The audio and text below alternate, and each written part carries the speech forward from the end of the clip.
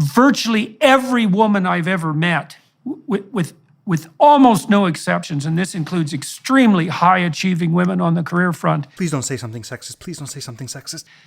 Pretty much by the time they're in their late 20s, their primary goal is to have a child. You know what? I actually believe this. I'll bet you both of the women Jordan Peterson has been willing to speak directly to wanted to have kids by the time they were 20. But there still is this open question about whether his insinuation that women all want to have kids by the time they're 20 is true. Unfortunately, we don't have to take Jordan's word for it. We can actually look at what's called data.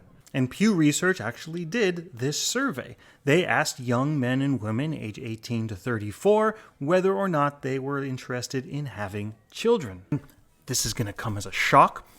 Jordan's insinuation is wrong. And while this may be indeed the first time Jordan Peterson has ever been wrong about anything, especially related to gender dynamics, it turns out that only about 45% of women really want to have kids in that age range. 21% don't want to, and 32% are just not sure. More interesting though, Jordan, old buddy, old pal, men are actually more likely to want to have kids in this age range than women, with a whopping 57% saying they want to have kids and only 28% saying they weren't sure. Oh, and going back to that other study, the one that showed that people are less likely to want to have kids now than they were years before, it turns out that while about half just said, we don't really want to have kids, of the other half that said there was another reason, the main reasons were medical, followed by financial.